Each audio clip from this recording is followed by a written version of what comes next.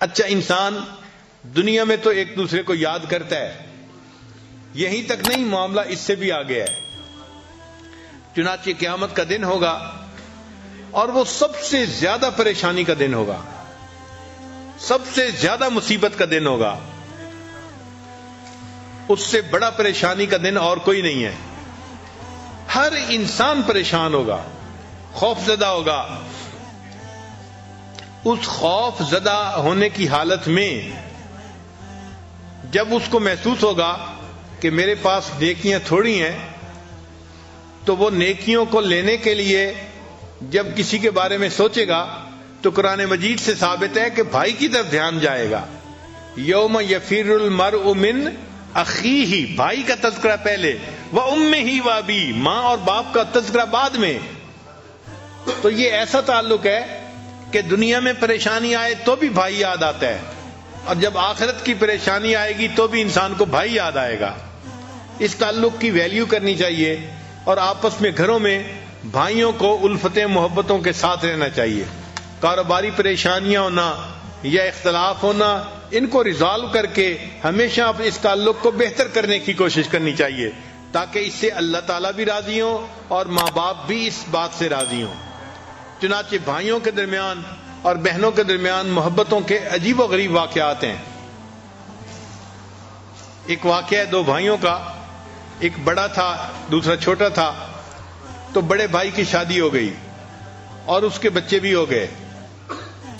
چھوٹا بھائی ابھی اپنی جاب کر رہا تھا، اس کی شادی نہیں ہوئی تھی.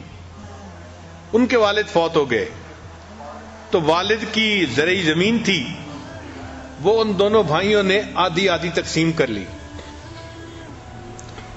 جب آدھی آدھی تقسیم کر لی تو اب اس زمین کی فصل نکلی سال کے بعد جیسے نکلتی ہے. تو بڑے بھائی نے بھی اپنی فصل کو سمیٹا اور چھوٹے نے بھی سمیٹا. مگر جب رات آئی تو بڑے بھائی نے سوچا کہ میرے ساتھ بیٹے بھی ہیں اور وہ بھی ہیلپنگ ہینڈ بن جائیں گے 1 سال 2 سال میں، تو مجھے تو اتنے ضرورت نہیں ہے جتنی کہ میرے چھوٹے بھائی کو ہے. وہ اکیلا ہے بیچارہ، سنگل ہینڈڈ ہے، وہی ارن کرے گا، اسی نے محنت کی.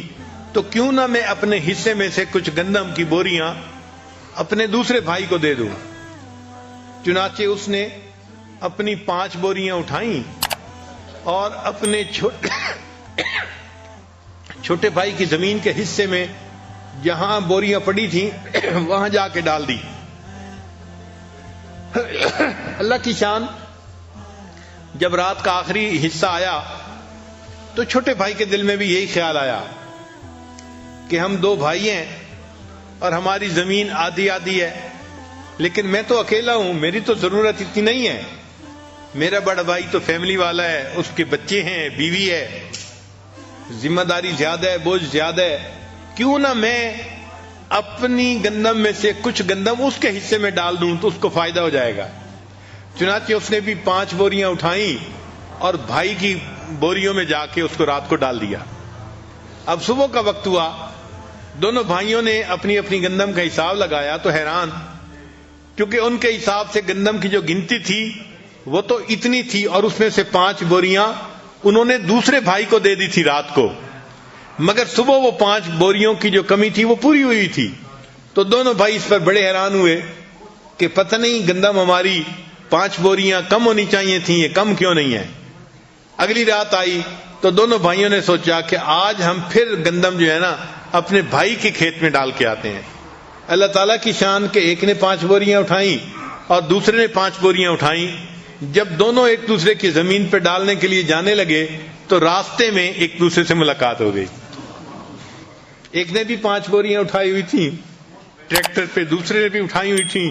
وہ اپنے بھائی کے حصے میں ڈالنے جا رہا تھا اور یہ اپنے بھائی کے حصے میں ڈالنے جا رہا تھا.